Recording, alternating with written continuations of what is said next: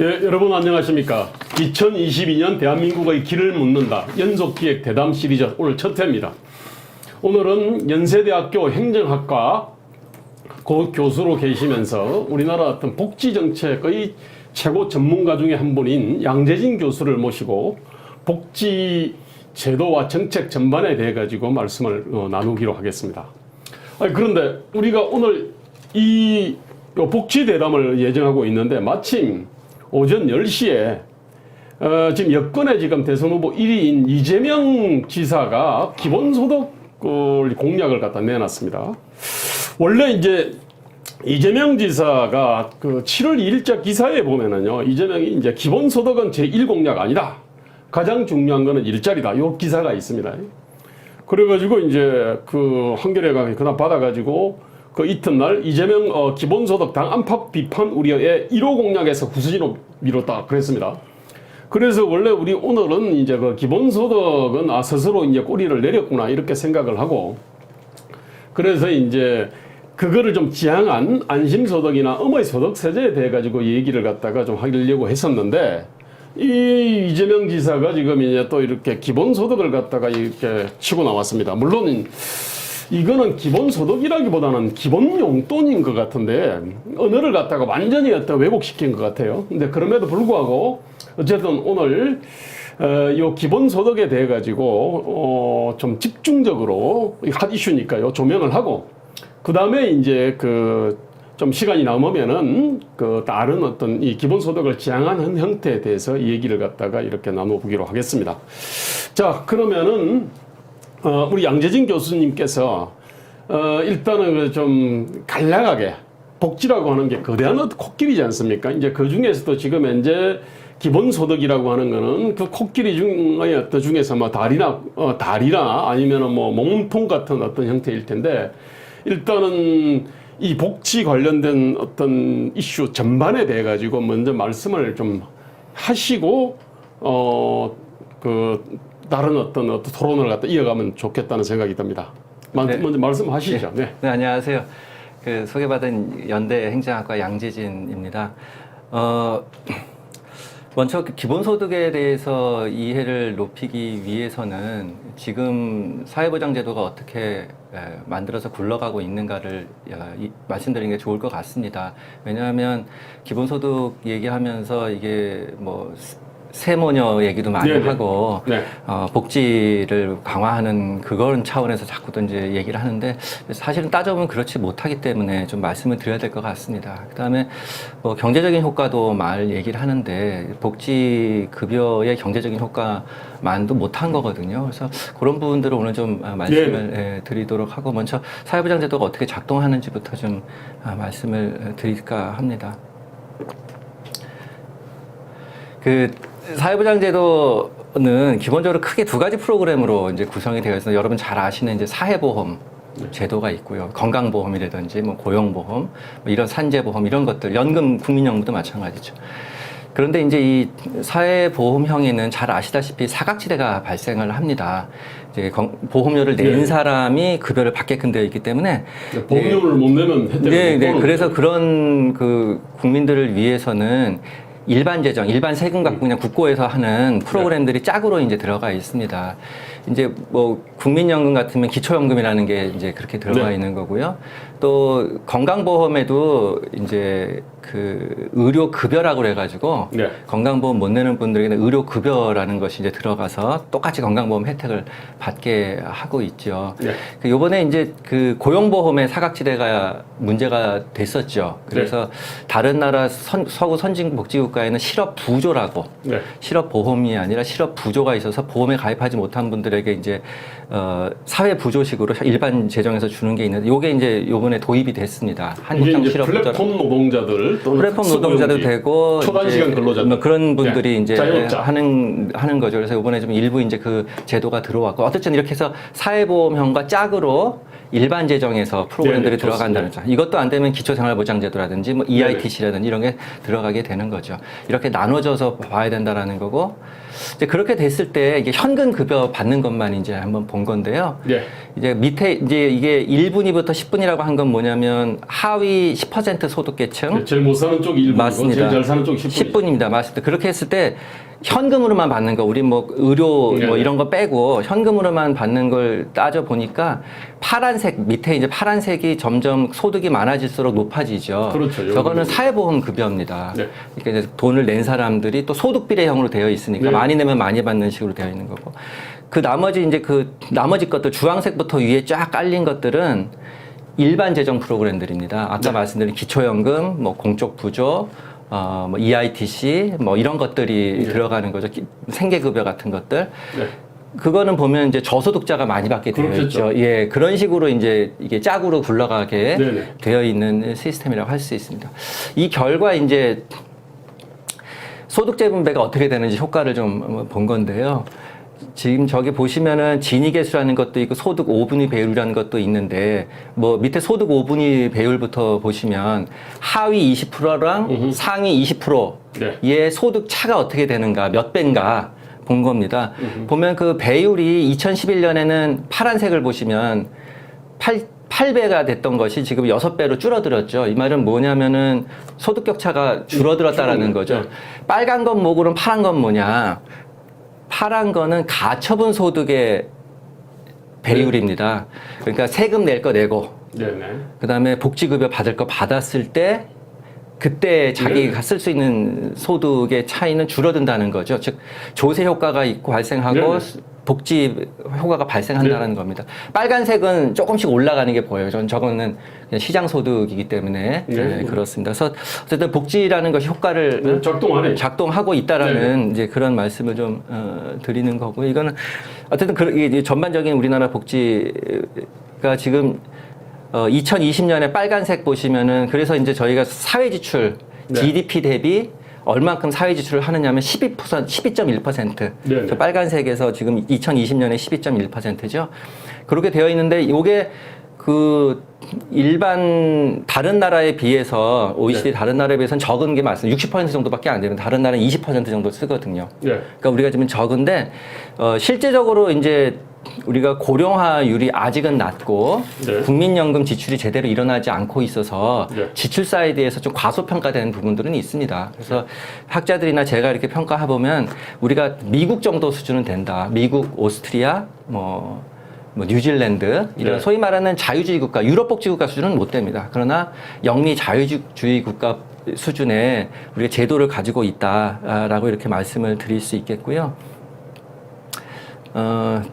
뭐 그렇습니다. 그래서 지금 우리 현 상태까지 이렇게 해서 말씀드리는데 이제 의료비 이 현 제도에서 12.1% 된다 하더라도 현 제도에서 우리가 이제 고령화율이 계속되고 연금 지출이 이제 본격적으로 우리 베이비 부머들이 은퇴하면서 이제 국민연금을 많이 지출받게 되게 되면 빨간색처럼 그냥 가만히 있어도 지금 제도처럼 가만히 있어도 2040년 앞으로 19년 후인가요? 19년 후에는 OECD 평균 수준의 지출, 그 다음에 뭐 60년까지 가게 되면 네.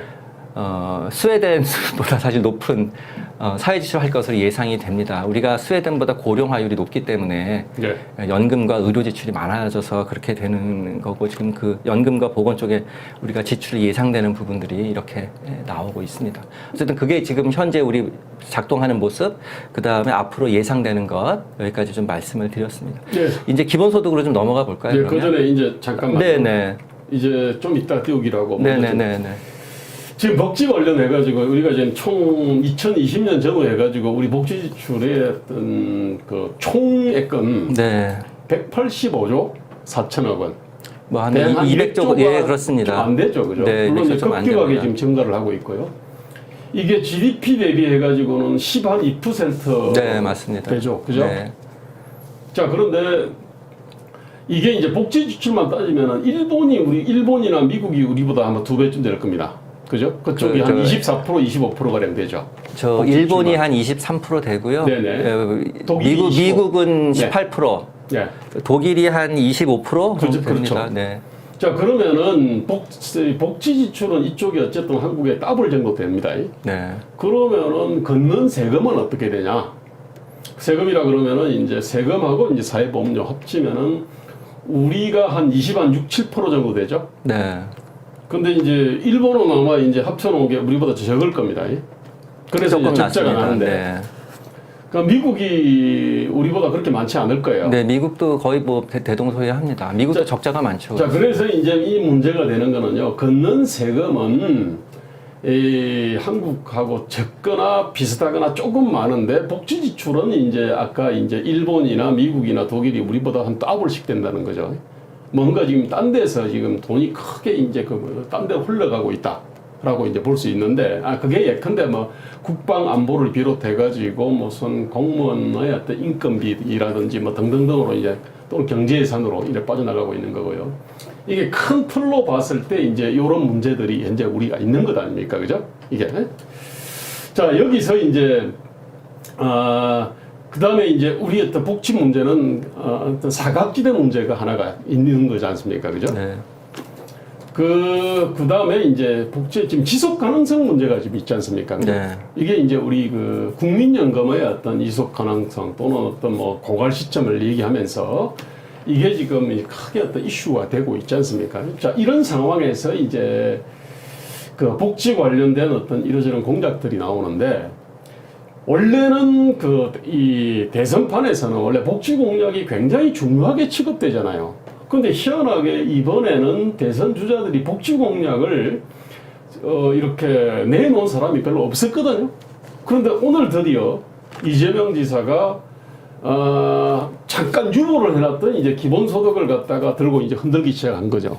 자, 이리 되면 아마 앞으로 이제 복지 공약이 또 이렇게 본물이라기보다는 이제 아마 너도 나도 아마 준비를 했던 복지 공약들을 갖다 내놓을 겁니다. 그래서 오늘은 이제 그런 어떤 복지 공약들을 이렇게 그것의 어떤 본질 또는 허와 실을 갖다가 파악하는 아마 좋은 어떤 이 시간이 되지 않을까 이렇게 생각합니다. 자, 먼저 일단은 이재명 지사의 어떤 복지 공약을 잠깐 좀 들여다보고 그리고 나서 이제 그 기본소득 문제를 갖다 얘기를 할까요? 네, 좋습니다. 지금 이재명 지사의 복지 공약은 오늘 지금 현재로 뜬 거는 내용이 그겁니다. 방금 10시 이제 그 국회에서 이제 발표를 했는데 내용은 그겁니다. 이제 19세에서 29세까지 청년 한 700만 명한테는 자기 임기 내 연 200만 원 주겠다 그랬습니다. 그리고 청년을 제외한 모든 국민에게는 연 100만 원을 갖다가 시한부 취약화폐로 지급하겠다. 그리고 2023년부터 25만 원씩 연 2차례 지급하고 뭐 임기 안에 최소 4차례 이상으로 늘려가겠다. 그러니까 결국은 청년들한테는 하여튼 200만 원 연 200만 원 주겠다는 거고요. 그 다음에 일반 국민들한테는 100만 원 주겠다. 요 얘기지 않습니까? 그죠? 요렇게 이제 발표를 갖다가 했습니다. 자, 그럼 이거 관련해가지고 그 기본소득 관련해서는 원래 복지 원리를 비롯해가지고 그동안 이제 쓴 책이나 글을 통해가지고 많이 비판하셨지 않습니까? 오늘 그것을 갖다가 우리 그 시청자들한테 좀 간략하게 소개해 주시면 좋겠습니다. 네. 먼저 김대호 소장님께서 기본소득이 복지의 하나인 것처럼 말씀을 하셨는데, 그리고 많은 분들이 사실은 이재명 지사도 그렇게 얘기하고 복지의 하나인 것처럼 얘기를 하는데, 사실 기본소득은 복지 제도는 아닙니다. 복지일 수가 없죠. 왜냐하면 모든 복지 제도, 모든 재정 지출의 원칙이기도 하죠. 네네. 필요가 있는 곳에 복지 쪽으로 얘기하면 뭐 아프다던가 실업을 당했다던가 아주 가난하다던가 이런 위험에 빠진 사람들에게 그렇지 않은 사람들이 평상시에 냈던 돈, 보험 형식이 됐던 일반 조세 형식이 됐던 그거를 이제 그분들에게 상대적으로 후하게 들어가서 다시 일어설 수 있는 기반을 마련해 주는 게 이제 복지입니다. 그런데 기본소득은 그런 게 아니죠. 그래서 아프지 않은 사람에게도 매달 의료비를 준다라는 그런 개념이고, 실업하지 않은 사람에게도 다 주겠다. 예를 들어 실업자가 4%면 96%에게 주겠다라는 거 아닙니까? 그래서 이거는 복지라고는 표현할 수가 없고요. 근데 복지라고 막 우기죠. 우기는 거죠. 그래서 이게 만약에 네. 지출이 이렇게 여기에 수십 조씩 하더라도 사회 지출엔 카운트가 안 됩니다. 우리가 농민들에게 농민들에게 보조금 준다고 또 근로자들에게 무슨 보조금을 준다고 사회복지에 카운트가 안 되잖아요. 그렇죠. 사회복지가 아니잖아요. 이건 사회복지가 아닙니다. 아, 네네. 카운트도 안 되는 거고요. 예. 어떤 복지가 아니라는 것을 말씀드리고 그다음에 말을 바로 잡아야 되겠네요. 네네. 일단은 복지가 아니다. 그리고 뭐 보편적이다라는데 보편적인 게 아니라 무차별적인 거죠. 네. 그러니까 우리 건강보험은 네네. 알겠습니다. 그 보편적인 거 아니니까 네네네. 아프면 누구나 네. 소득 구분 상관없이 누구나 네. 받는 건데 아프지도 않은 한테 준다면 무차별이 되는 거죠. 이건 무차별이지 보편이 아니라는 것. 네, 역시 또 그렇게- 말을 하나 바로 잡아야 네, 되겠네요. 바로 잡을 게 있습니다. 그렇게 하고 좀 그리고 말씀을- 아까 앞에도 말씀드린 기본 소득이라기보다 기본 용돈이라고 말을 바로 잡아야 되지 않나 모르겠어요. 연 100만 원씩 하겠다고 발표했다고 그러는데 그러면 얼마가 돼? 월 8만 원인가요? 예, 월 8만 3천 8만 원인가요? 정도 아, 월 되나요? 8만 원 좀 넘네. 예, 어쨌든 8만 간에 원. 뭐 8만 원이든 어떻게 되는 네. 거죠. 예, 그러면 뭐 사는 보는 사람들에 따라 다르겠습니다만 네. 뭐 용돈이라고 하면 용돈이 되겠죠. 근데 네. 어쨌든 용돈이지만 100만 원씩 해도 50조 원이 드니까 1년에 그렇죠. 50조 원이 드니까 뭐 우리나라 국방비가 50조 아닙니까? 청년들은 200만 원씩 주고 700만 명한테는 200만 원씩 준다 그랬거든요. 14조 원이 들겠네요. 14조 원 들면 우리나라 기초연금 들어가는 돈만큼인데. 네네. 어쨌든가 말 그렇습니다. 어쨌든 네. 그건 좀 나중에 다시 말씀드리고 네. 어떻게 화면에 나오는 건가요? 그러면 제가 저기 지금- 어디 띄우시죠. 네. 예, 쭉 해서 기본소득으로 잠깐 기본소득 쪽으로.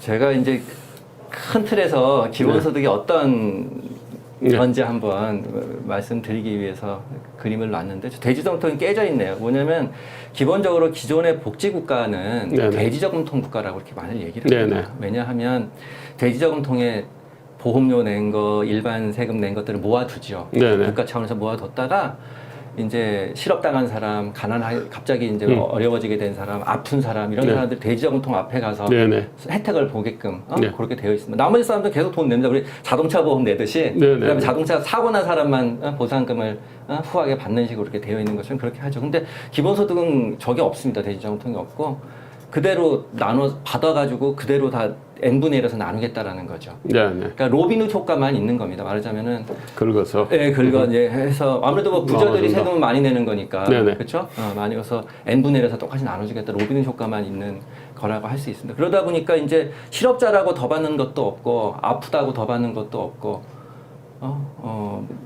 어쨌든 똑같이 n분의 1에서 받는 어려움에 처해서 네. 더 받는 것도 없고 뭐 이런 상황이 되는 거죠. 네. 자 그런 이런 네네. 대지저금통이 없다라는 이런 상황을 좀 말씀드리면서 아까 이제 말씀드린 건데 먼저 이게 바로 잡아야 될 용어 중에 하나가 네네. 보편적이다. 보편적으로 무차별적인 거지 보편주의가 아니다라는 겁니다. 이제 무상급식 같은 것도 많이 우리 어떤 급식 학생들 급식도 네네. 많이 얘기했었는데요. 학생이기 때문에 소득 구분 없이 네. 학생이기 때문에 학교에서 이제 밥 먹게 해주려고 주면 보편적인 급식이 되는 거죠. 그렇죠. 예. 근데 학생 아닌 사람까지 다 주면은 무차별이. 주자고 하는 게 이제 기본소득 개념이니까 네네. 그렇기 때문에 무차별 네네. 뭐 급식이 되는 거가 되는 거. 아까 건강보험 말씀드린 건 똑같습니다. 건강보험은 보편주의 건강보험인데도 아프지 않은 사람들께 매달 병원 가라고 돈 준다고 하면 그게 이제 무차별 지원이 되는 네네. 것이고 누수가 엄청나게 나는 거죠. 그렇죠. 네. 누수가 엄청나게 나는 거죠. 이제 그거 다 어떤 방식이든 세금으로 또 이제 네네. 메워야 되는 뭐 그런 일이 되는 거죠. 그래서 무차별적으로 전체 국민 하다 보니까 한 달에 10,000원씩 줘도 6조, 네. 한 달에 10만 원씩 줘도 62조. 아까 이제 한 달에 10만 원이면 1년에 120만 원 되겠네요. 그렇습니다. 근데 이제 한 달에 100만 원 준다고 했으니까 1년에 100만 원이라고 했으니까 네네네. 한 달에 한 8만 원이라고 8만 원. 하면 그냥 곱하기 5천만 원 하면 50조. 네네. 1년에 50조. 국방비만큼을 그냥 한 달에 8만 원씩 주는 걸로 하겠다. 이런 거가 되겠죠. 근데 그리고 이제 한 가지 이거 얘기하면서 꼭 소득재분배 효과를 많이 얘기를 합니다. 개인에게 네네. 이제 뭐 8만 원씩 주게 되면 저소득자들도 8만 원씩 받게 되니까 뭐 소득자들은 세금 내고 이런 네네. 얘기를 하는데 사실은 이렇게 되면 저 같은 사람은 혜택을 봅니다. 세금 조금 더 낼 수 있겠죠. 네. 그렇지만 워낙 그냥 받아오는 게 많습니다. 일단 제 아내가 전업주부인데 받아오고요. 제 아들 있고 또 이제 중학생 있으니까 저는 내는 것보다 많이 받는 거로 나오더라고요. 랩 2030, 네. 2050이라는 그 단체에서 네. 기본소득 30만 원짜리 국민 기본소득이라는 걸 제창했었죠. 거기에 보면 이제 시나리오가 나옵니다. 네네. 1억 연봉의 4인 가구는 네네. 얼마가 손익계산이 되는가. 네. 그 다음에 1인 가구, 청년 1인 가구는 손익계산이 어떻게 되는가. 나오는데 청년 1인 가구는 세금 낼 거 내고 뭐 하면 오히려 마이너스고요. 저같이 1억 연봉의 4인 가구는 플러스가 됩니다. 왜냐하면 전업주부랑 가족은 되는 거니까. 네네. 개인적인 차원에서 보면서 그러면서 소득제매가 난다고 얘기를 해요. 왜 그러냐면 무소득자가 네. 돈을 받게 되니까 소득제매가 되는 거 아니냐. 근데 네. 그 무소득자는 제 와이프도 무소득자고 제 네. 대학생도 무소득자고 제 중학생도 무소득자고 네. 그러니까 가구 단위에서는 전혀 어려움이 없는 중산층 갖고 이제 연세대학교 교수니까 아무래도 그렇지 않겠습니까? 네네. 그런데도 개인별로 보면 대부분 무소득자죠. 제 주변에 제 가족들은. 그렇죠. 거기서 소득제매가 일어난다고 막 하는 거지만 가구 단위로 바뀌면 소득제매가 역전이 되는 겁니다. 그렇죠. 예, 예. 예, 그래서 지금 이게 그렇게 단순하게 볼 일이 아니다라는 그런 말씀을 드리는 거고요. 예. 그다음에 현금인데 우리 복지국가에서는 현금보단 사실은 사회 서비스를 많이 확대하고 사회 서비스로 돈을 많이 쓰려고 합니다. 그걸 현물이라 부르죠. 그죠? 현물이라고 부르죠. 왜냐하면 예를 필요한 들어서 사람들만 이제 받는데 그렇죠. 현금은 그냥 뭐 무차별적으로 뿌려지니까. 그렇죠. 그러니까 왜냐하면 이제 예를 들어서 아이 키우라고 아동수당 10만 원 하고 보육비로 한 아이에게 한 80만 원씩 예, 국가에서 돈을 월 80만 원씩 하거든요. 그러니까 네. 거의 100만 원씩 이제 한 아이 키우는 나라에서 합니다. 저출산 문제도 해결해야 되고 일가정 양립도 도와야 되고 그래서 여성 교육받은 여성들이 일도 할 수 있게 네, 사회 네. 활동할 수 있게 해주기 위해서 이제 그렇게 하는데 이거를 그냥 현금으로 100만 원 할 수도 있죠. 예. 공보육하지 않고 그리고서 그 돈 갖고 보육료 내라고 하면 될 거 아닙니까? 그런데 이제 그렇게 하지 않는 이유가 현금을 받아서 꼭 아이를 위해서 쓴다는 보장이 없기 때문에 그렇습니다. 그렇습니다. 뭐 나쁜 말로 뭐 술 사 먹을 수도 있는 거고 네네. 그냥 주식 살 수도 있는 거고 뭐 이렇게 되게 되면 안 되니까 그래서 이제 서비스로 해서 꼭 서비스는 꼭 필요한 사람만 이용하게끔 되어 있는 거예요. 네네. 필요하게 그렇게 되어 있는데 지금 캐시로 이제 기본소득이 나가게 되면서 뭐 세보녀 얘기도 하고 뭐 여러 가지 뭐 실업가 뭐 청년들이 교육받을 때도 쓸 수 있다 뭐 이렇게 다 뭐뭐 하는데 과연 그 기대한 만큼 용적으로 쓰는 것인지 사실 네. 그 모니터링 할 수가 없는 네, 상황입니다. 그래서 그런 것보다는 시스템을 깔아주는 것이 더 네. 필요하다는 말씀이고요. 이건 지나가도록 하겠습니다. 그 다음에 이제 조금 더 자세하게 소득 재분배 효과 같은 것들을 뭐 경제적 효과라든지 이런 걸 보도록 하겠습니다. 네. 아까 말씀드렸을 때 이제 그 무차별적으로 준다라고 하지 않았습니까? 그 다음에 동일한 액수를 네. 주긴다고 하고 있습니다. 이게 아까 그 제가 복지급여 얘기하면서 사회보험급여는 소득비례형이기 때문에 보험료 낸 네. 소득이 많은 사람들이 아무래도 좀 많이 받게 된다. 연금 같은 게 그렇죠. 이렇게 되어 있는데 일반 재정 프로그램들, 즉 네. 일반 조세 가지고 하는 네, 것들은 저소득자에게 많이 급여가 가게끔 이렇게 되어 있다라고 했잖아요. 그렇죠. 생계급여라든지 뭐 네. 실업부조라든지 뭐 기초연금이라든지 네. 그렇게 된 거 아니니까 그거를 지금 다시 한번 가져온 겁니다. 그 네, 네. 일반 재정에서 하는 현금 급여만 가져온 게 저 그림입니다. 그래서 10분위, 하위 10분위, 하위 10%가 제일 많이 받고 상위 10%는 뭐 적게 받는 요 그림이 나오지 않습니까? 저렇게 해서 이제 아까 그 통계 가처분 소득 격차가 8배에서 6배로 예, 지금 소득재분배 효과가 줄었죠. 나게끔 만드는 거죠. 네네. 그런데 일반 재정에서 돈 거둔 걸 가지고서 기본소득을 하겠다고 하면 저 소득 막대 위에다가 똑같은 액수를 그렇죠. 깔아버리는 깔아버리는 거 똑같이 깔아버리면 이 소득재분배 효과는 없죠. 없는 거죠. 없죠. 이 계층 간 소득의 차이를 줄이려면 네네. 저소득자에게 지금 복지급여처럼 일반 재정 가지고 많이 하고 고소득자에게는 거의 안 하거나 뭐 하여튼 이렇게 돼야 될 것인데 똑같이 하자 그러니까 일반 재정 가지고 좀 저쪽으로 소득재분배 효과가 제일 날 수가 없고 아까 마치 그것도 개인 단위로 한다고 하니까 또 저같이 중산층들이 자녀 수가 많지 않습니까? 그렇게 될 때는 또 오히려 또 개인 단위가 가구 단위로 바뀌면 또 소득이 역전되고 이런 문제가 겹쳐가지고 그러니까 이제 불평등 양극화 해소가 저쪽은 최대 가치인데 불평등 양극화가 해소되는 게 아니라 더 악화될 가능성이 있네. 그렇죠. 더 악화되거나 지금 복지급여보다 못한 거죠. 예, 전혀 없거나 왜 악화되거나. 근데 이제 불평등 해소 효과가 있다고 자꾸 얘기를 하냐면 기본소득 하게 되면 세금을 더 얻을 거 아니냐라는 거죠. 세금을 더 거두면 아무래도 세금은 부자한테 많이 거두니까. 그렇겠죠. 지금 얘기를 하는 거 보면은 뭐 부동산세로 하겠다고 그랬나요? 국토보유세죠. 국토보유세. 토지세, 탄소세를 얘기를 네, 했거든요. 뭐 토지세. 그럼 어쨌든 간에 토지 보유한 사람들이 낸다. 그러니까 우리나라 뭐 그래서 그 우리가 자가율이라고 주택 자가율이 한 50% 예, 되죠? 5, 60% 됩니다. 50% 되죠. 예, 자가주택 보유율이. 그러면 한 50% 사람들이거나 아니면 뭐 글쎄 농민들한테까지 거들란지 모르겠는데 그 사람 토지 많이 갖고 있는데 토지세라 그랬으니까. 네, 뭐 어쨌든 거들 건지 아니면은 뭐 기업들의 공장 같은데 뭐 어쨌든 간에 뭐 그런 식의 네네. 이제 어쨌든 돈을 토지 있는 기업이 됐든 농민이 됐든 주택을 가진 사람이든 네. 이렇게 뭐 걷어서 나눠주겠다고 하면은 토지 없는 사람한테 돈이 가는 거고 토지 없는 사람은 가난한 사람이니까 소득세가 날 거다 이렇게 얘기를 하는 거겠죠. 네네. 그런데 지금의 일반 재정 지금의 그 조세 구조 자체가 누진 구조로 되어 있습니다. 그렇죠. 네. 네, 그러니까 사실은 소득세도 그렇거니와 뭐 부동산세도 그렇고 뭐 그렇죠. 네, 다 사실은 누진 소득이 구조죠. 있거나 재산이 있는 사람들이 돈을 내게 되는 똑같은 구조에서 네. 그렇게 거둔 돈을 저소득자에게 일반 재정에서는 많이 가는 시스템으로 만들어 놨는데 네. 똑같이 돈은 그런 식으로 걷어가지고 똑같이 n분의 1에서 고소득자까지 중산층까지 n분의 1에서 나눠주겠다고 똑같은 액수로 하니까 소득재분배 효과가 덜 할 수밖에 없죠. 그렇죠. 네, 이제 그런 상황인데 그렇습니다. 어쨌든 뭐 그렇고요. 그다음에 사각지대 효과 얘기하면서 그 또 세모녀 얘기를 또 송파 세모녀죠. 송파 세모녀 말씀하신 예. 것 같더라고요.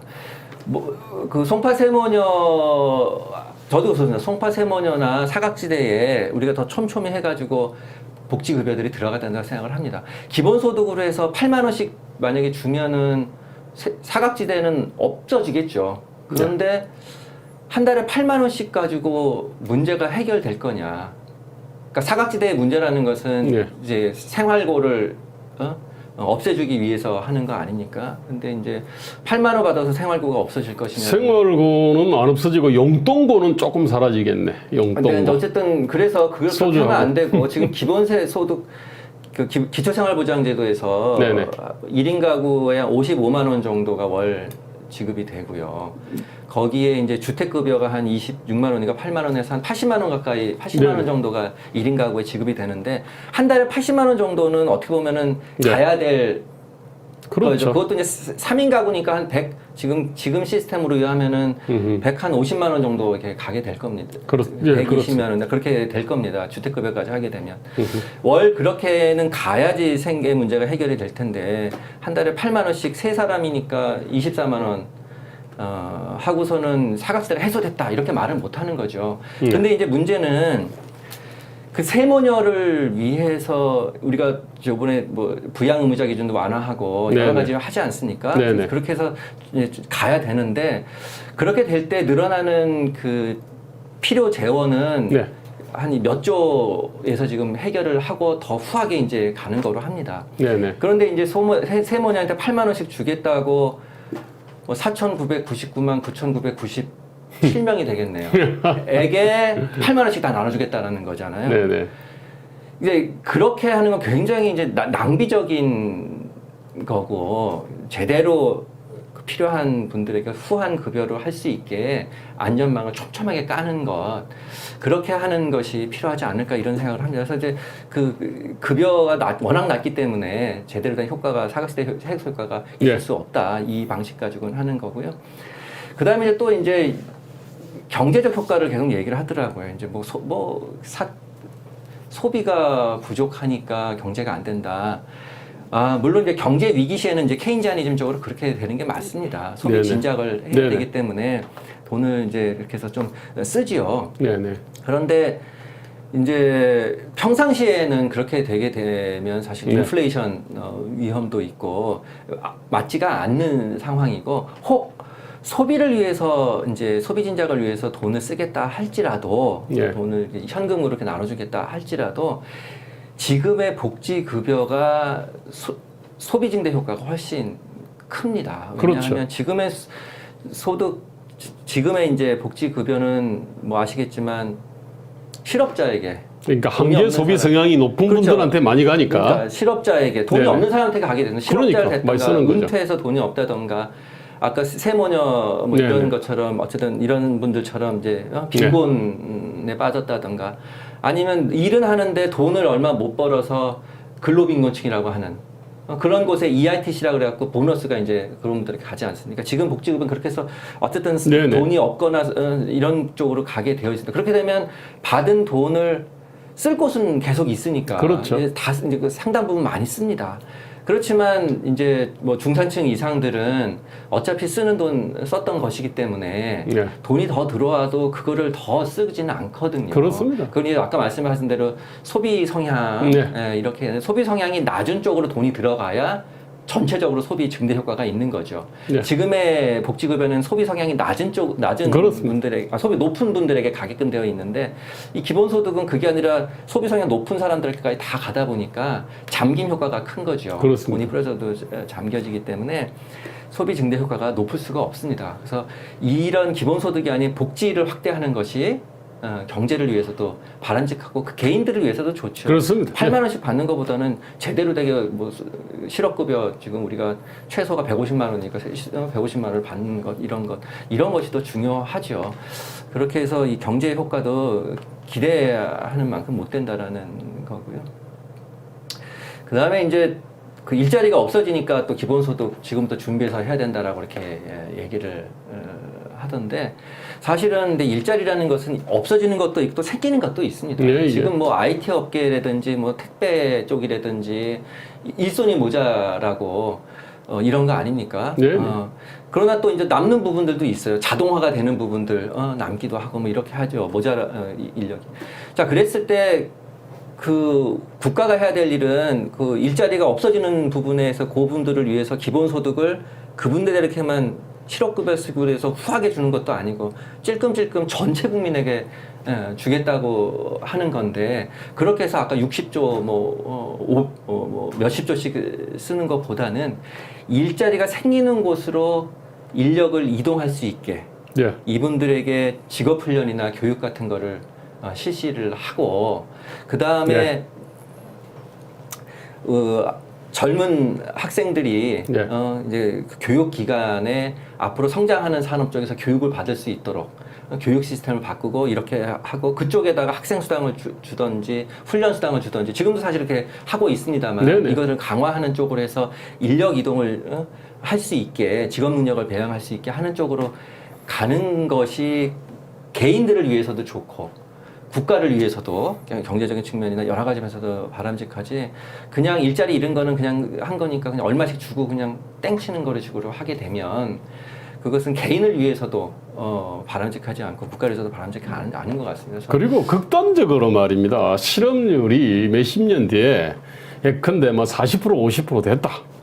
그러면은 기본소득 이거 하는 거는 아니 뭐 기본소득이든 기본 용돈은 쉽잖아요. 나가게 되겠죠. 아니 그냥 주민등록번호 계좌번호 딱 있으면은요 그쪽으로 그냥 주면 네, 되거든요. 무슨 말씀이냐면 미래에 일자리가 없어질 걸 생각을 해서 지금부터 기본소득 한다는 게 논리적으로 말이 안 된다라는 말씀인 것 같아요. 그러니까 왜냐하면 사실은 뭐 저거는 실행하는데 한 달도 안 걸려요. 그렇죠. 한다면. 그러니까 그렇게 뭐 현금 프로그램이기 때문에 준비가 네. 필요 없죠. 바로 시작하면 되는 그러니까. 거니까 그때 가서 하면 되는 거고 미래에 소득이 없을까봐 지금 기본소득을 해야 된다고 한다면 기본소득 기금을 쌓아놔야 되죠. 지금 미래에 쓸 돈을 쌓아놔야 되죠. 그렇습니다. 그렇게 해야 되는데 지금 미래를 위해서 기본소득을 지금 일하는 대다수의 국민들에게 지금부터 나눠주겠다고 하면은 미래에 일자리 없는 때 기본소득 쓸 그러니까. 그래서 이게 앞뒤도 좀 맞질 않고요. 그렇습니다. 앞뒤가 맞지 않아요. 예. 자 마지막으로 이제 한 네. 가지만 말씀드리겠습니다. 그래서 이제 기본소득으로 이제 우리나라 복지 지출이 낮으니까 네. 기본소득을 해서 복지 지출을 늘려서 OECD 평균 정도로 해서 복지 지출을 늘리는 복지 강국을 만들겠다라고 하는 이제 그런 얘기도 이제 하는데 말씀드린 대로 이거는 복지가 아닙니다. 네네. 근데 혹시 복지라고 해서 이거가 나간다고 할지라도 네. 아까 말씀드린 대로 지금 고령화와 함께 연금 지출이 늘고 의료 지출이 늘고 그 다음에 우리 고용보험 시스템에서 이번에 이제 새롭게 국민취업재원 제도라고 하는 실업 예, 구조제도도 들어오고 등등 사회보장을 이제 확충할 걸 생각을 하면 지금 제도에서 가만히 둬도 19년 후에는 OECD 평균에 가는 사회 지출을 하게 되어 있는데 네네. 이 기본소득이라고 하는 복지도 아닌 그런 프로그램이 들어와서 현금을 막 이렇게 쓰게 되면 우리가 만약에 19년 후에 OECD 평균 20% 지금 복지가 가는데 여기에 지금 또 이 기본소득이 네. 플러스가 되게 된다고 하게 되면 GDP 뭐 25%, 뭐 30% 이렇게 가야 되겠죠. 네. 근데 사실은 아까 뭐 세금 얘기도 말씀하셨지만 간단치가 않은 문제입니다. 지금 스웨덴의 사회 지출이 26%입니다. 스웨덴이 GDP 대비 26%를 쓰고 그래도 가장 효율적으로 잘 이제 네네. 복지를 하고 있는데 우리가 20%까지 이렇게 가고서 거기다가 전체 국민에게 하는 거로 한다면은 예를 들어서 10% GDP 대비 10%다. 그러면은 한 네. 200조 정도가 네. 될까요? 네, 그쯤 되죠. 예, 200조가 되죠. 그러면은 월 한 30만 원? 네. 기본소득 하면 아마 그렇게 될 겁니다. 네, 네. 30만 원 소득하게 되면 GDP 대비 10%를 쓰게 될 텐데 그게 30만 원이 필요한 분들한테만 가는 것도 아니고 네네. 전체에다가 쫙 하다 버릇하면 이제는 복지를 시킬 수가 없죠. 없게 되겠죠. 그렇게 되고 지금 어차피 지금 고령화 때문에 연금이라든지 여러 가지 늘을 수밖에 없는 그런 상황인데 이 또한 이것도 제대로 늘릴 수 있을까? 그런 걱정이 됩니다. 그래서 어쨌든 간에 네. 복지효과를 위축시키는 거지 사회보장제도 위축시키는 거지 기본소득으로 사회보장제도가 강화될 수는 없다. 네, 요약 좀 정리하자면요. 일단 기본소득은 복지 프로그램이 아니다는 거고요. 경제적으로도 유용하지 않다. 그 다음에 불평등 양극화 해소와도 상관없고 오히려 불평등 양극화를 심화시킬 가능성이 훨씬 높고 네. 그 다음에 소비 진작 효과도 없고 네. 기본적으로 또 이렇게 지금 이재명 지사의 어떤 말하는 기본소득은 기본소득이 아니라 사실은 기본 용돈이고 그 새총 제기하는 문제도 보면은 새총이나 총 한 방으로 잡을 수 있는 어떤 부조리를 단약구에 있는 몇만 발의 어떤 실탄을 갖다가 모조리 다 이렇게 쏘겠다는 거나 마찬가지다. 어쨌든 이제 그래서 근데 이런 부분들은 그리고 또 이게 기본적으로 이제 한국의 복지국가의 발전에 완전히 정면 역행하지 않습니까? 그래서 이제 이상희 교수 등 이 복지국가 운동을 갖다가 했던 분들이 아주 그냥 결사적으로 반대를 하고 있습니다. 지금 그래서 이제 올해 이제 7월 초에 그래서 이제 기본소득을 접는구나 싶었는데 이걸 갖다 다시 이제 꺼낸 거 아닙니까, 그죠? 참 그래서 참 알다가도 모르겠어요. 이래가지고 무슨 이른바 어그로를 끄는 건지는 모르겠습니다만. 그리고 복지국가는 아까 여기 우리 실시간 채팅을 보면은요, 무슨 재원 조달의 문제다라고 했는데 이건 재원 조달의 문제가 아닙니다, 이거는. 재원을 갖다가 조달해도 모든 면에서 이게말로 뭐 돈다발을 갖다가 하루에 던져가지고 그러니까 난방을 하긴 하는데 돈을 가지고 땔감을 사오는 방법도 있고요. 뭐 난방기구를 사는 방법도 있고 이불을 사는 방법도 있는데 이거는 일종의 돈을 가지고 돈다발을 하루에 던져가지고 난방하는 거나 마찬가지인 이게 너무나 어떤 사리에 맞지 않는 것 같은데 어쨌든 이걸 갖다가 지금 주장을 한단 말입니다, 이게. 이제 더 참 이렇게 놀라운 거는 이 기본소득이 원래 국민의힘당의 작년 9월 2일자 강령에 보면은 그게 또 있어요. 어떻게 되어 있냐면 제1장 제1절입니다. 이게 1장에 모두에게 열린 기회의 나라. 1장 1절에 뭐냐면은 국가는 국민 개인이 기본소득을 통해 안정적이고 자유로운 삶을 영위하도록 적극적으로 뒷받침하여 4차 산업혁명 시대를 대비한다. 이렇게 되어 있습니다. 이게 아마 이제 그 기본소득이 사람들을 현혹시키니까 뭐 기본적으로 다 포퓰리즘이라는 거는 다 알아요. 그런데 여기에 대해서 포퓰리즘에 대해서는 더 큰 포퓰리즘으로 대응해야 된다. 아마 이런 어떤 정략을 갖다가 발동시켜 가지고 그 국힘당 강령체 1장 1절에다가 요걸 갖다가 이게 박아넣은 것 같아요. 이게. 아니, 그래서 참 이게 이 기본소득으로 인해 가지고 어떻게 보면 지금 대한민국의 어떤 여당과 야당이 다 지금 이제 거기에 지금 휘둘리는 어떤 모양새라는 생각이 좀 들어요. 그런 점에서 오늘 우리 양재진 교수가 좀 이렇게 PPT 동원해가지고 길게 비판한 거를 갖다가 다시 한번 잘 뜯어보시면은 그것이 갖고 있는 그 허점을 아마 똑똑히 알 수 있지 않을까 이렇게 생각이 듭니다. 그 혹시 다른 얘기하기 전에 그 기본소득 관련해가지고 미처 다 하지 못한 말씀이 있으면 먼저 하시고 그리고 나서 이제 기본소득을 나름대로 지향을 갖다가 한다고 한 그 몇 개의 또 새로운 또 이렇게 솔루션들이 복지 그 솔루션이 있지 않습니까? 그죠? 거기에 대해서 얘기를 하기로 하죠. 혹시 네. 기본소득 관련해서 못한 얘기 뭐 있으면.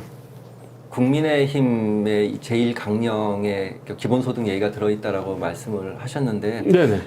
그러니까 뜯어보니까 그건 기본소득이 아니라 영어로 하면 guaranteed income이 되겠더라고요. 이제 베이직 인컴이라고 하는 기본소득은 그냥 무조건 다 무차별적으로 다 나눠주는 그런 게 되고 국민의힘에서 하는 거는 guaranteed income, 즉 일정 이하 그게 이제 최소소득 보장 장치 그렇죠. 최소소득 아닙니까? 보장을 해주겠다는 것에 대해서 그때 윤희숙 의원이 발표했던가요? 뭐 그 기본소득 안을 보니까 우리나라 국민기초생활보장제도 있지 않습니까? 네네. 국민기초생활보장제도가 생계급여가 지금 중위소득의 30%를 빈곤선으로 해서 그 모자른 걸 채워주는 거로 되어 있는데 30%가 아니라 40% 기본 중위소득의 40%까지 채워주는 그 시스템을 했더라고요. 그래서 네, 근데 말은 그렇게 돼 있습니다. 그러니까 강령에는 그렇게 돼 있는데. 그러니까 외국에서 이제 베이직 인컴, 그다음에 guaranteed 인컴이라고 하는 두 가지의 용어 개념이 있는데 이걸 다 기본소득으로 번역을 하더라고요. 이제 그런 혼란이 있는 것 같습니다. 지금 뭐 보편주의도 아까 무차별주의라고 얘기했던 것처럼 혼란이 굉장히 많이 있는 것 같습니다. 잘 정리해 주셨는데요. 그러면은 아까 이제 여기 기본소득을 지향한 솔루션으로서 이제 이 최소소득 보장 장치 있잖아요. 네. 이 개런티드 인컴이 됩니까? 그 솔루션으로 나온 게 이제 박기성 교수가 등이 좀 창안을 하고 그리고 오세훈 시장이 이제 받은 안심소득이라는 솔루션이 있습니다. 네. 그게 이제 1인 가구, 그러니까 가구 기준으로 해가지고 이 중위소득은 우리나라 어떤 이 가구들을 갖다가 줄 세워가지고요. 1부터 100까지 100개의 가구가 있다 그러면은 그 중에 딱 50번째 그거를 갖다가 이제 중위라 그러는데 그거 기준으로 해가지고 예컨대 우리 소득이 4인 가구 기준으로 해가지고 이게 중위 소득이 6천만 원 정도 되죠. 그래서 이제 그 미달분, 그러니까 예컨대 소득이 빵원이다. 4인 가구인데 빵원이다. 라고 하면은 6천만 원과의 미달분 6천만 원 아닙니까? 그죠? 네. 근데 그 중에서 이제 그것의 50%를 갖다가 하면은 3천만 원은 어쨌든 보장해 준다. 이런 겁니다. 네. 40%다 그러면은 2,400만 원을 보장해 주는 건데 이게 이제 이 안심소득이라고 하는 거지 않았습니까? 그죠? 네. 그런데 이제 이른바 네거티브 인컴 텍스라고 음의 소득세라고 하는 거는 이걸 갖다가 가구가 아니라 개인을 기준으로 하는 거죠. 그러니까 이제 네. 한번 말씀을 드려볼까요? 그림 한번 보면서 네, 말씀하시죠. 네. 먼저 우리가 시간이 어떻게 되는지 모르겠는데 지금 12시 15분까지 아 그래요? 네. 15분 정도 남았습니다. 예, 간단히 아까 말씀하신 안심소득도 사실은 NIT 네거티브 인컴 텍스 방식이고요. 그 변형이죠. 그런데 네거티브 인컴 텍스 방식을 개인에게 적용을 하느냐, 그렇죠. 가구에게 적용하느냐가 이제 다른 것 뿐입니다. 그렇습니다. 네. 먼저 원래 그 미국에서 밀튼 프리드만이라고 하는 노벨상 수여한 자유주의자가 제안한 거는 가구 단위, 우리가 안심소득 얘기하는 그 가구 단위의 네거티브 인컴 텍스였어요. 네네. 그래서 아까 말한 대로 일정 수준 이상 사람들은 세금 내고 네. 그 이하 사람들은 모자른 만큼 채워받고 네네. 이렇게 되는 거였습니다. 근데 이거를 국세청 시스템 통해서 그냥 연말 정산하듯이 해버리자라는 네네. 거고 기존의 복지 관료제는 없애버리자라는 거였어요. 그래서 네. 이제 자유주의자였던 거죠. 그래서 네네. AFDC라고 저게 나왔는데 저게 뭐냐면 우리식으로 하면 기초생활보장제도입니다. 그런 그런 네네. 거라든지 푸드스탬프라는 식은요금 저소득자에게 네네네. 나눠주는 거 다 없애고 작은 정부 실현하자. 네. 국세청에서 어차피 연말정산하는 거는 새롭게 관료제가 필요한 거 아니니까 그렇게 하자라는 거고 최저임금도 폐지하자. 왜 국가에서 최저하게 생활을 보장해주는 시스템을 깔아주니까 그렇죠. 최저임금 없애도 된다. 최저임금이 없어져야 노동시장이 자유롭게 돌아간다. 지금은 네네, 그것도. 정상화가 네. 이런 거로서 이제 기본소득을 얘기를 했는데 이게 실행이 안 됐어요. 네네. 왜냐하면 이유가 있겠죠. 하원까지는 통과했는데 상원에서 부결이 되고 오. 부결이 됐어요. 닉슨 행정 때입니다. 부결이 됐어요. 이유는 근로저해 문제 때문에 네. 이게 그러니까 중위소득까지로 이제 여기서도 했었거든요. 거의 네네. 예, 중위소득이었거든요. 그렇게 되면 어떻게 보면 전 가구의 50%니까 전체 국민은 50%인데 네네. 일을 하지 않고 소득이 없는 사람들이 가장 큰 돈을 받게 되어 있는 것입니다. 그렇죠. 그렇죠. 네, 예, 맞습니다. 예, 일을 하게 되면 받는 게 줄어들게 그렇습니다. 되는 거죠. 그러니까 일을 하지 않는 사람한테 인센티브가 가는 것이기 때문에 이게 아주 저소득자 중위소득의 30%나 우리나라처럼 30%나 40% 이렇게 하는 게 아니라 전체 중위소득 하게 되면 그 중위소득까지 그 소위 말하는 네.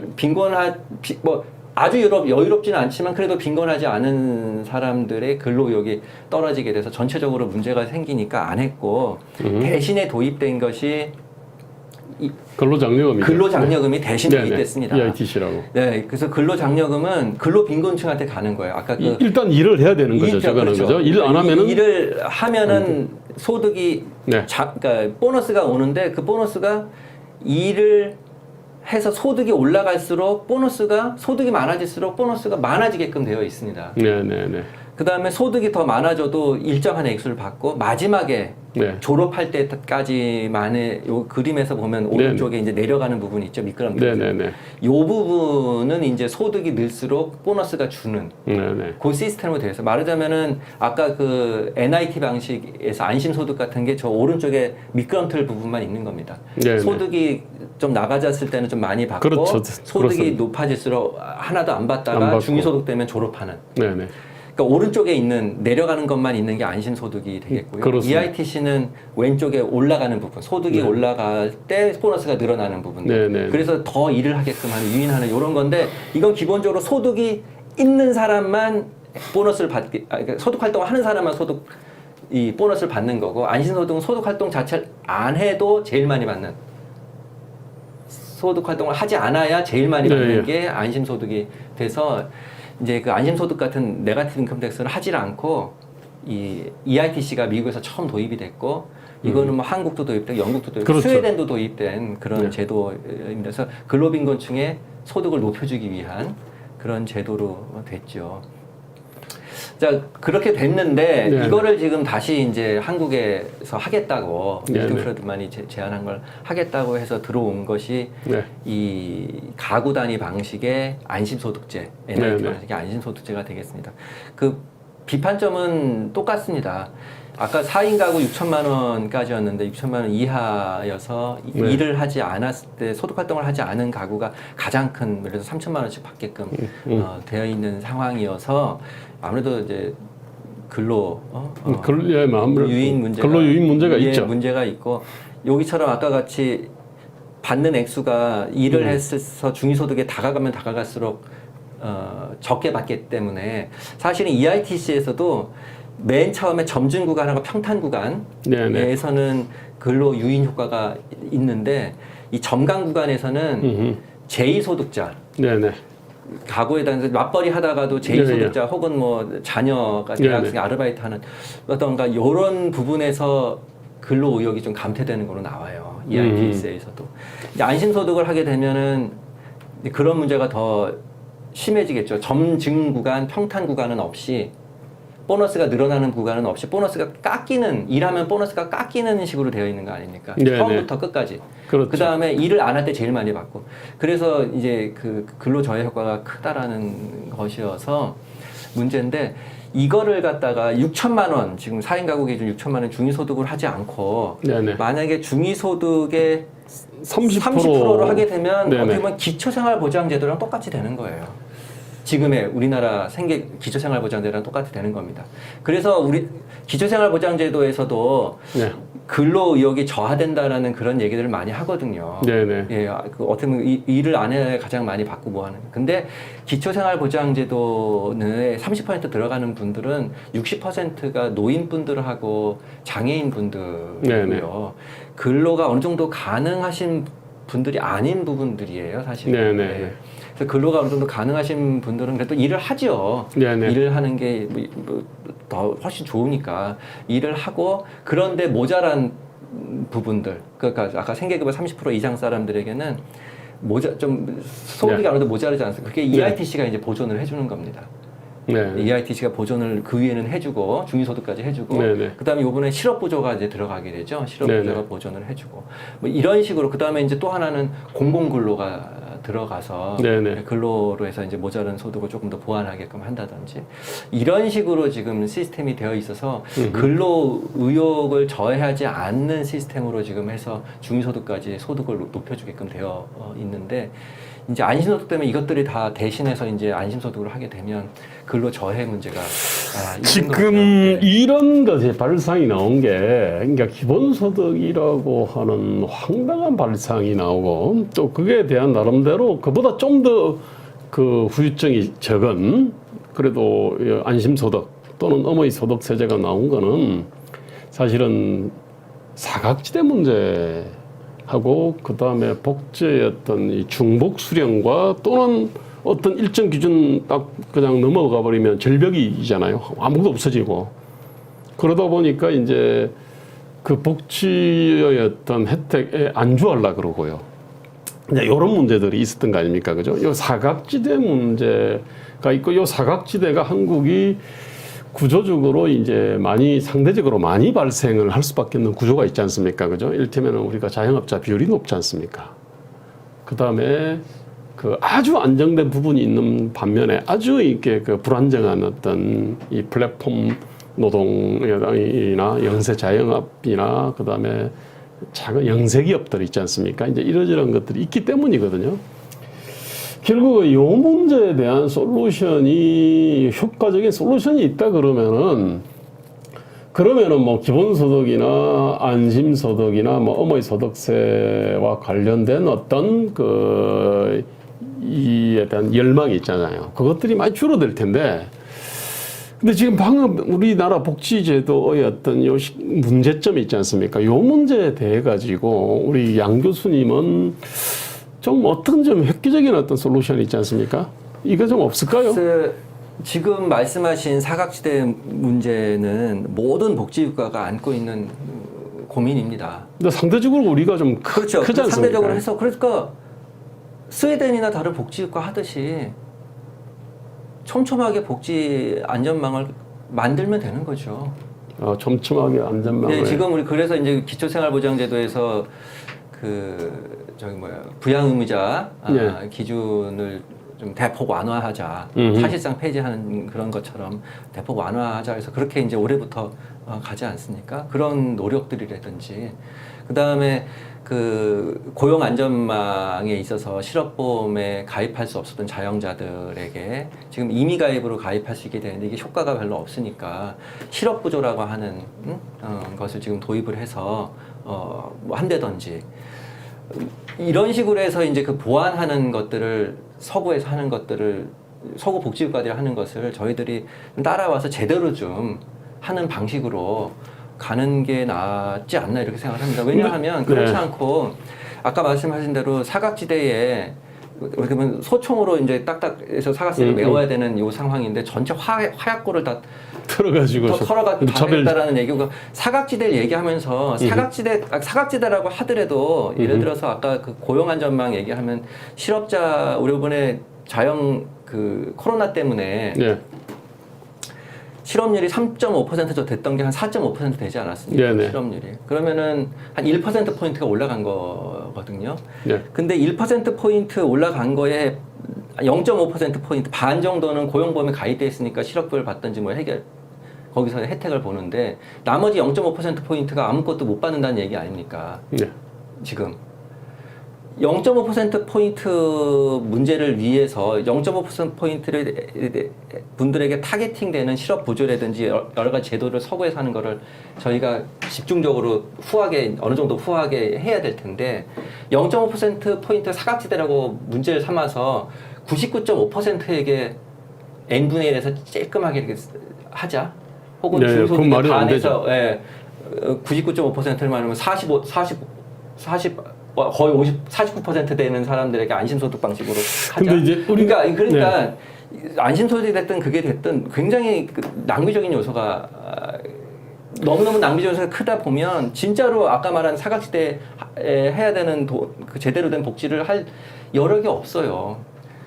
네, 저기 그래서 이게 그래서 그렇게 하는 나라가 없습니다, 이 세상에. 네, 없죠. 이 세상에 그렇게 하는 나라가 없어요. 없는 건 이유가 있는 거 아니에요? 근데 이제 우리는 이 거대한 자영업하고 이제 이 영세 기업들은 일단은 실업과 그다음에 그 취업이 이게 정말 굉장히 이를테면 자영업 같은 경우는 스스로가 실업자가 될 수도 있고 서로 취업자가 될 수 있습니다. 그 부분에 대해 가지고. 그러니까 참 이런 데다가 기존의 어떤 우리 고용보험이라는 거는 이런 상태를 전제로 하지 않았거든요. 그 다음에 실업과 취업이 아주 이게 반복되는 사람들이 또 이렇게 있잖아요. 그리고 그 층이 점점 늘어나고 있거든요. 그러니까 이 문제에 대해서 이게 효과적인 솔루션이 사실은 이제 있으면은 이러면 기본소득이나 안심소득이나 뭐 이러저런 어떻게 보면 굉장히 어떤 비효율, 그러니까 그야말로 아까 새총이나 소총 한 방으로 잡을 수 있는 문제를 갖다가 이렇게 탄약고를 틀든지 아니면 기관총을 갖다가 쏘든지 뭐 이렇게 하는 거 아닙니까? 그죠?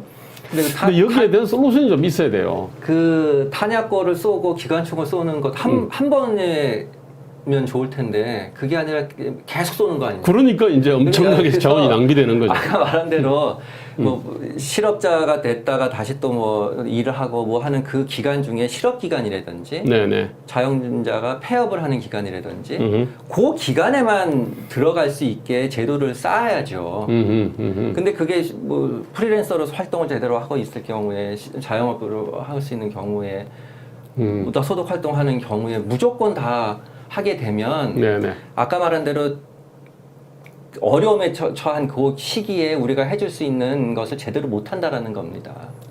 알겠습니다. 자, 근데 그래서 그 제도라는 게 다른 게 없고 스웨덴이 하듯이 다른 나라가 유럽에서 복지국가들 하는 것들을 하는 거예요.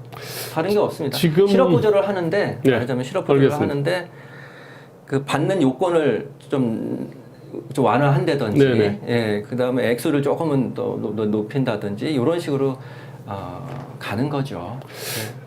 좀 다른데 마지막으로요. 사실 중복 문제가 있거든요. 온 어떤 우리나라 행정기관들이 이렇게 어떤 복지 수혜를 하는 수혜자들한테 그냥 막 엄청나게 쏘거든요. 근데 이 전체적으로 파악이 안 돼요. 그리고 어떤 이게 일정 기준 넘어가 버리면 거의 싹 다 없어지거든요.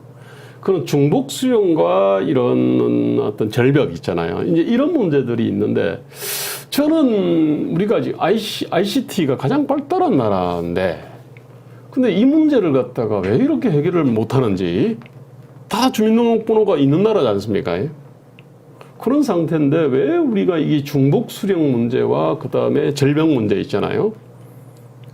왜 이 문제를 우리는 해결을 못하는지 모르겠습니다. 이거 쉽게 해결될 것 같은데. 중복 수령 여부는 사실은 생각보다는 그렇게 그래서 그 아까 ICT 말씀하셨는데 네네. 사회보장정보원이라는 것이 이제 이명박 정부 때 생기고 어허. 네. 중복급여부터 그런 거를 좀 어느 정도 정비를 했습니다. 그때 이제 네. 제가 정확치는 않습니다만 제 기억에 2천억 원이었던가 아하. 그렇게 해서 이제 그 부분을 좀 정리를 했는데 연 네. 2천억 원 정도 되는 네네네. 거죠.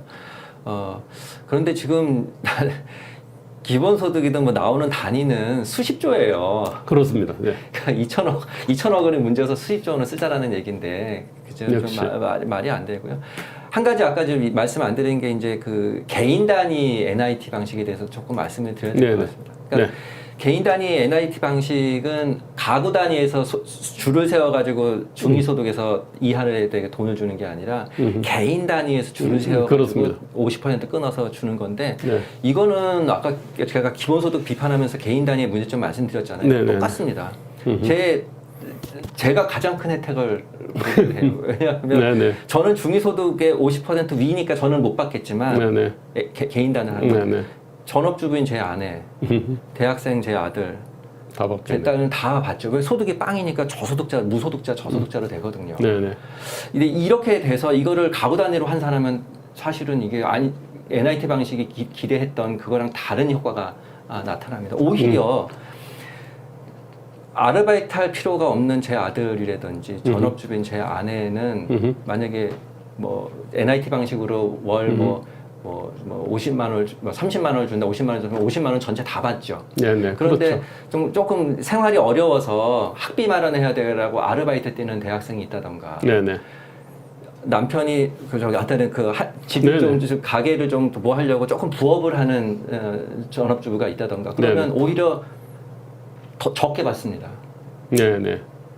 못 받거나 적게 받죠. 네, 그래서 개인 단위는 소득재 분배 관점에서 보면은 하면 안 되는 겁니다. 가구 단위로 해야 되는. 그래서 모든 복지급여 중에서 저소득자를 타겟팅한 복지급여 제도는 개인 단위가 아니라 가구 단위로 되어 있습니다. 생계급여가 그렇고요, EITC가 그렇고요, 지금 도입된 실업 구조가 그렇고 다 그렇습니다. 그래서 개인 단위를 가지고 소득재 분배하고 복지하겠다고 하는 것은 첫 단추가 잘못되어 있다.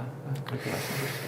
알겠습니다. 오늘 거의 1시간이 조금 넘은 것 같은데요. 어쨌든 2022년 대한민국의 길을 묻는다 연속기획 대담 오늘 첫 번째인데 오늘 이제 복지 문제, 복지와 소득재 분배 문제 뭐 이걸 중심으로 해서 이제 이렇게 대담을 갖다가 나눠봤습니다. 그 기본소득의 문제점은 이게 뭐 명명백백한 것 같아요. 그리고 이제 안심소득이나 그 어머니소득세제의 문제점도 이제 좀 짚어봤고요. 여전히 이제 우리한테 남은 문제는 어쨌든 한국적인 특수성이 있잖아요. 그죠? 자영업자하고 그다음에 어쨌든 취약근로자 불안정 노동들이 이제 이렇게 굉장히 다른 선진국에 비해 가지고 사실을 좀 과도하죠. 참 불행히도 문재인 정부 들어와서는 이런 어떤 취약 근로자나 영세 자영업자들을 갖다가 더 삶을 어렵게 하는 여러 가지 제도를 막 짓지 않습니까? 그죠? 이를테면 대표적인 게 뭐 최저임금 뭐 이런 거죠, 이게. 뭔가 기업이 고용을 겁내도록 하거나 고용을 깊이 하거나 고용을 줄이도록 하는 어떤, 그 다음에 단시간 시간 쪼개기를 이렇게 그런 어떤 제도 정책으로 몰아갔죠. 그러다 보니까 이제 이 취약 근로자들이나 취약 사업자들이 더 광범위해지고 생활이 열악해져 버린 겁니다.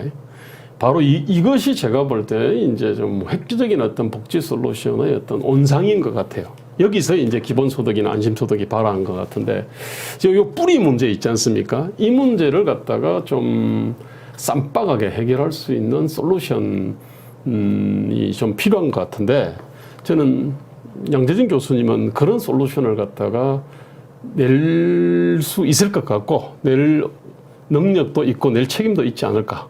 그래서 앞으로 좀 기대가 됩니다. 그래서 언제 한번 그런 데 대한 어떤 솔루션들이 만들어지면 다시 한번 이 펜앤드마이크에서 양재진의 어떤 이 복지 비전을 놓고 이제 한번 토론하는 기회를 한번 가졌으면 좋겠습니다. 네. 자, 오늘은 제가 여기- 한마디만 좀 마지막으로, 예. 어차피 늦게 끝나는 거 네네. 하겠습니다.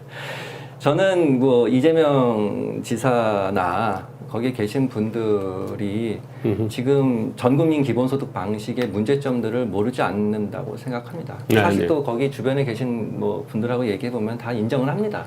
근데 그럼에도 불구하고 이걸 계속 이런 효과가 있다, 뭐 저런 효과가 있다고 하면서 사리에 맞지 않는 걸 들이대면서 계속 하는데 저는 그거는 이제 기본적으로 당위적이라고 생각을 해요. 뭐냐면 아까 돼지저금통 네네. 생각하시면 알겠지만 모든 사람이 사실은 보험료나 냅니다. 그리고 다 냅니다. 기본 뭐 저기 세금을 다 냅니다. 근데 받는 분들은 아픈 분들, 실업자, 내가 아플 수도 있고 내가 실업될 수도 있기 때문에 그렇습니다. 그 제도에 대해서 우리가 흔쾌히 동의하는 것이지만 어쨌든 받는 분들은 그 위험에 닥쳐 사는 경우에만 이제 받게 되어 있습니다. 네네. 근데 기본소득은 말씀드린 대로 돼지저금통의 앞에 있는 그분뿐만이 아니라 나머지 분들에게 그냥 무조건 일단은 나눠주겠다라고 하는 거니까 전체 유권자를 상대로 뭘 주겠다라고 하는 그걸 합리화하는 네네. 제도입니다. 그러니까 맞으면 뭐 전 그래서 기본 고무신이다 뭐 이런 표현도 그러네. 쓰는데요. 일종의 네. 현대판 고무신 같은 거네. 네. 현대판 그래서 고무신 이제 막걸리. 뭐 어떻게 보면 옛날에는 그래도 이렇게 유권자들에게 뭐 현금을 뿌리든 자기 돈으로 고무신을 했어요? 뿌리든 자기 돈으로 했는데 이 세금 걷어가지고 하겠다라는 건데 세금도 아마 못 걷을 거예요. 세금 네네. 뭐 지금 아까 뭐 일본 말씀도 하고 미국도 말씀하시고 했습니다만 우리나라가 세금 걷기가 그냥 어려운 네네. 세금 건다는 게 쉬운 일은 아니죠. 더 올린다라는 것이 결국에는 복지로 가야 될 부분들을 못 가는 걸 줄인다든지. 미래 세대를 틀 수 있잖아요. 그렇죠. 채권 발행해가지고. 해서 미래 세대 역할이죠. 지금 당장 대선에서 득표하는 게 문제고 사실은 5년 후는 바라보는 거 아니지 않습니까? 네네. 이제 뭐 하는 거 보면은 이제 그런 상황이어서 지금 이제 뭐 나도 돼지저금통이 앞에 있는 어려운 사람만 받을 이유가 뭐 있냐? 나도 좀 받아야겠다 한다면 이제 미래 세대에게 잘못하는 일이고 네네. 자기가 돼지저금통 네네. 앞에 섰을 때 받을 수 있는 게 제대로 못 나오는 네네. 네, 그걸 또 강화해야 되는데 강화하지 못하는 네. 그런 시스템을 만드는 그렇게 되는 선택의 기로에 있다 이렇게 저는 봅니다. 네, 알겠습니다. 자, 어떻게 보셨습니까? 저희가 뭐 여기서 어떤 답을 내는 어떤 자리는 아닙니다. 어쨌든 2022년 이후 대한민국의 길을 얘기하는 여러 가지 어떤 정책과 제도와 공약에 대해서 허와 실을 갖다가 이제 좀 균형적으로 종합적으로 이게 보는 어떤 이 시간입니다.